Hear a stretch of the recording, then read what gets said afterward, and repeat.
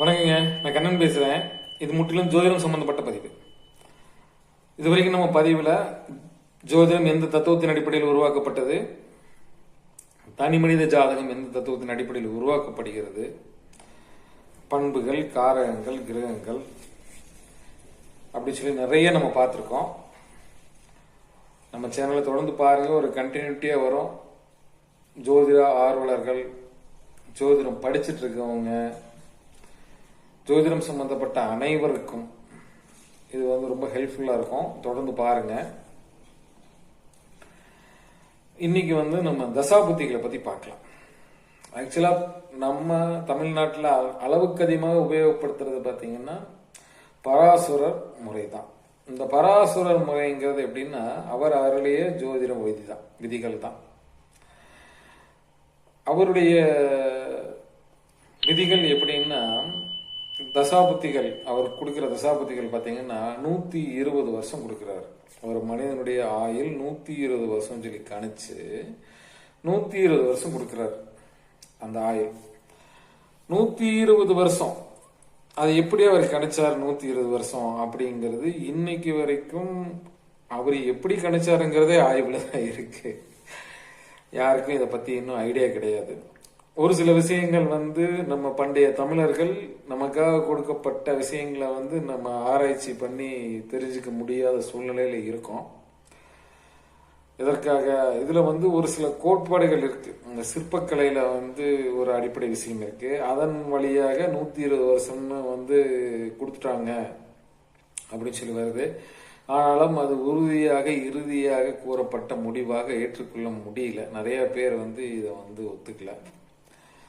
Okay, அதே மாதிரி ஒவ்வொரு கிரகங்களுக்கும் இத்தனை வருஷம் தசா ஆண்டு அப்படின்னு சொல்லி கொடுத்துருக்காரு.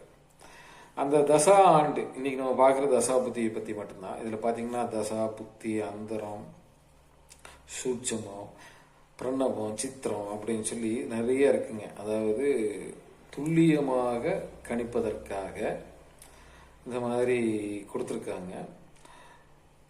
இதில் ஒவ்வொரு கிரகங்களுக்கும் இத்தனை வருஷம் தசா ஆண்டு அப்படின்னு சொல்லி கொடுத்துருக்காங்க.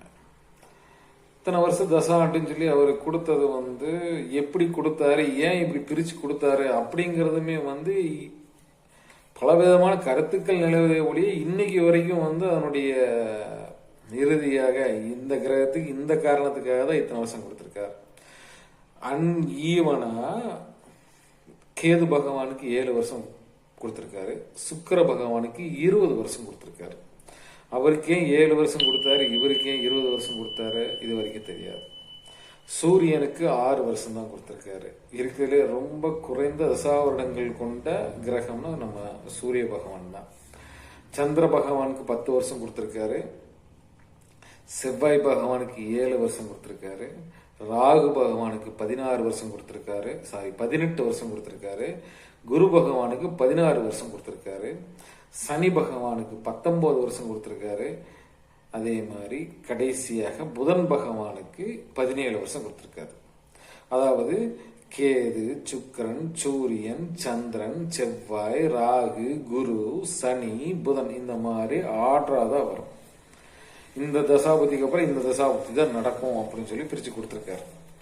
அது எப்படி பிரிச்சு கொடுத்தாரு, என்ன ஏது, ஏன் சுக்கர தசைக்கு அப்புறம் சூரிய தசை வரணும், ஏன் சந்திர தசை வரக்கூடாதா, இந்த கேள்விக்கு யார்ட்டையுமே பதில் கிடையாது. இந்த புத்தி, இதே புத்திகளும் இதே ஆர்டர்ல தான் வரும். இந்த புத்திக்கு அப்புறம் இந்த புத்தி வரலாமா, ஏன் வரக்கூடாது அப்படிங்கிறதுக்கு உண்டான விடயங்கள் நம்மகிட்ட கிடையாது. விதிகள் மட்டும்தான் இருக்கு. ஏன் இப்படி கொடுத்தாரு, என்ன ஏது அப்படிங்கிறது.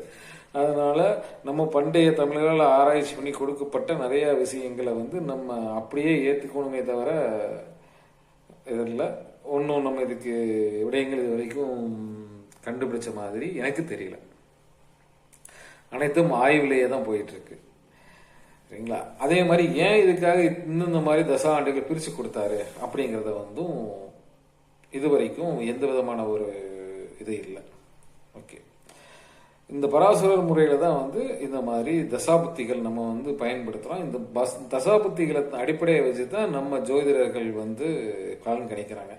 இந்த தசையில இந்த புத்தியில இவருக்கு திருமணம் நடக்கும், இந்த திசையில இந்த புத்தியில இவர் வீடு கட்டுவார், இந்த திசையில இந்த புத்தியில இவர் வாகனம் வாங்குவார், இந்த திசையில இந்த புத்தியில இவருக்கு உடல்நிலை பாதிப்பு ஏற்படுவதற்கு உண்டான அமைப்புகள் இருக்கு. இந்த மாதிரி ஒரு மனிதனுடைய வாழ்க்கையில் நடக்கக்கூடிய முக்கியமான அனைத்து விஷயங்களையும் இந்த தசாபுத்தி காலங்களில் இந்த கிரகம் தான் கொடுக்கும் அப்படிங்கிறத நம்ம கணிக்கிறது தான் பராசரர் முறை. இது எப்படி கொடுத்தாரு, ஏன் கொடுத்தாருன்னு ஆராய்ச்சி பண்ணாமல் நம்ம நேராக சப்ஜெக்டுக்குள்ளே போயிடலாம். ஆராய்ச்சி பண்ணி நமக்கு விடயம் கண்டுபிடிக்க முடியாது. ஓகே, இதில் பார்த்தீங்கன்னா முதல்ல கொடுத்துருக்கிறது பார்த்தீங்கன்னா கேது திசையில் கொடுத்துருக்காரு. நம்ம ஒவ்வொரு தசாபுத்தியில் ஃபர்ஸ்ட் தசாபுத்தி கேது தசாபுத்தி கொடுத்துருக்காரு. இந்த புத்திகள் பார்த்தீங்கன்னா தசை கேது 7 வருஷம் நடக்கும். இதனுடைய புத்திகள் அப்படின்னு பார்த்தீங்கன்னா இந்த 7 வருஷத்துக்குள்ளார இந்த அனைத்து கிரகங்களுடைய புத்தி வரும். அதாவது ஃபர்ஸ்ட் கேது திசையில கேது புத்தி வரும், அப்புறம் சுக்கிர புத்தி வரும். இதே ஆர்டர்ல கடைசியா புதன் புத்தி வரைக்கும் வரும். இந்த புதன் புத்தி வரும்போது தசை முடிச்சிடும். இதை ஒவ்வொரு புத்திகளையும் இந்த 7 வருஷத்தையும் அந்த திசைகளுக்கு தகுந்தாற்போல், அந்த கிரகங்களுடைய தசா ஆண்டுக்கு தகுந்தாற்போல் புத்தி ஆண்டு வரும். கேது திசையில கேது புத்தி, கேது திசையில சுக்கிரன் புத்தி, கேது திசையில சூரியன் புத்தி, இந்த மாதிரி புத்திகள் வரும். இதை எப்படி பிரிச்சாங்க அப்படின்னா இது எல்லாமே கால்குலேஷன் கணக்கீடுகள் இருக்கு. இது இத்தனை வருஷம் சொல்லி 120 வருஷம் சொல்லி கொடுத்தது, இதுக்கு ஈவனா பிரிச்சு கொடுத்ததுக்கு தான் உடையும் தெரியல. ஆனா புத்திகளை நம்ம எப்படி இதுக்கப்புறம் இந்த புத்திகளை எப்படி அன்ஈவனா அதாவது பிரிக்க முடியும். கேது திசை கேது புத்தி இருக்குலே சின்ன புத்தி, அதாவது சூரியனுடைய புத்தி பாத்தீங்கன்னா சிறுசா வரும், சுக்கிரனை பத்தி பாத்தீங்கன்னா பெருசா வரும். ஏன்னா அவருடைய தசாண்டு 20 வருஷம். இந்த மாதிரி பிரிச்சிருக்காங்க. இதுக்கப்புறம் பாத்தீங்கன்னா அந்தரம். இது எப்படி நம்ம அந்தரம் கண்டுபிடிக்கிறது? அதாவது கேது திசையில கேது புத்தியில கேது அந்தரம் அப்படின்னு சொல்லி பார்க்கலாம். இல்லையா, நம்ம ஒரு சுக்கிர திசையில நமக்கு ஒரு காரியம் நடக்கணும், கேது திசையில சுக்கிர புத்தியில ஒரு காரியம் நடக்கணும் அப்படின்னம்னா அது எந்த அந்தரத்துல நடக்கும்?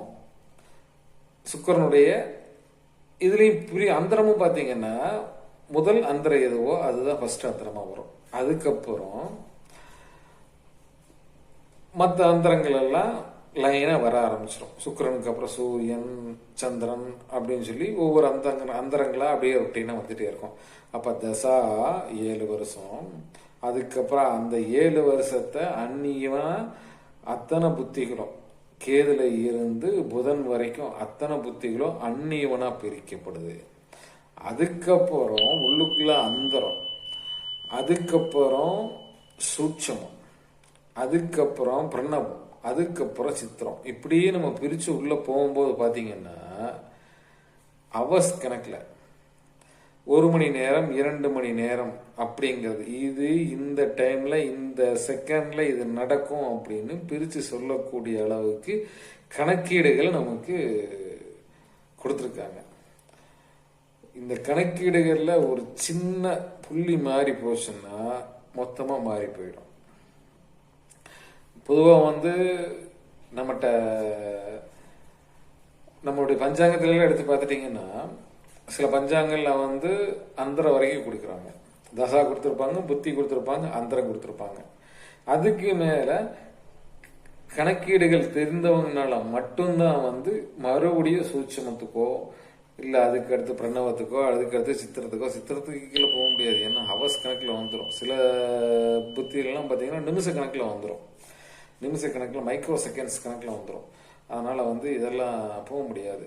இது இந்த டைம்ல இப்படி கரெக்டா இந்த செகண்ட் அப்படின்னு சொல்லி குறிக்கிற அளவுக்கு கொடுத்துருக்காங்க. இது அத்தனையும் பக்காவா தெளிவா கணக்கீடு பண்ணி தெரிஞ்சுக்கணும் அப்படின்னம்னா மிகப்பெரிய ஞான உடையவர்களாக தான் இருக்கணும். ஆனா கணக்கு போட முடியும், கணக்கீடுகள் கொடுத்துருக்காங்க, படிக்கலாம். நம்ம இந்த கணக்குகள் சொல்லி கொடுக்கணும்னா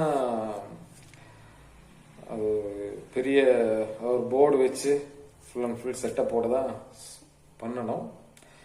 ஆனால் அமைப்புகள் இருக்கு. கண்டிப்பாக பின்வரும் பதிவுகளில் வாய்ப்பு கிடைச்சிச்சுன்னா கண்டிப்பாக நான் உங்களுக்கு சொல்லிக் கொடுக்குறேன். நான் இந்த எப்படி அந்தரம் எப்படி கணிக்கிறது, சூட்சமம் எப்படி கணிக்கிறது, பிரணவம் எப்படி கணிக்கிறது, சித்திரம் எப்படி கணிக்கிறது, இந்த மாதிரி டீடைல்ஸ் எல்லாம் நான் சொல்லித்தரேன். நான் இதில் இந்த இப்போ நம்ம என்ன பார்க்கலாம்னா கேது புத்தியில் இனி வரும் பதிவு இப்போவே டைமிங் ரொம்ப அதிகமாக போயிட்டுருக்கு. இனி வரும் பதிவுகளில் பார்க்கலாம்னா கேது புத்தியில், அதாவது கேது திசையில் கேது புத்திக்கு என்ன பலன் இருக்கும். இந்த பலனை கேது திசையில் கேது புத்தி காமனாக இப்படியே இருக்குமா? கண்டிப்பாக இருக்காது. ஒவ்வொரு லக்னத்துக்கு தகுந்தாற் போல மாறுபடும். தசாபதிக்கு தகுந்தாற் போல மாறுபடும். நம்ம ஒரு ஜென்ரலாக ஒரு சில விஷயங்களை மட்டும் எடுத்துக்காட்டுக்காக சொல்லணுங்கிறதுக்காக மட்டும் நான் இனி வரும் பதிவுகளை சொல்கிறேன். நான் ஏன்னா இப்போவே ரொம்ப டைம் ஆகி போச்சு. இனி வரும் பதிவுகளில் உங்களுக்கு நான் கேது திசையில் கேது புத்தி என்ன இருக்கும், என்ன செயல்பாடுகள் இருக்கும், அதுக்கடுத்து சுக்கிர புத்தி, கேது திசையில் சுக்கிர புத்தி என்ன செயல்பாடுகள் இருக்கும், இது லக்னத்துக்கும் ஜாதகருடைய மற்ற கிரகங்களுடைய அமைப்புகளுக்கும் பொறுத்து தான் இந்த தசாக்கள் இந்த செயல்கள் நடைபெறும். இருந்தாலும் ஒரு குறிப்பிட்ட விஷயங்கள் மட்டும் நான் சொல்கிறேன்.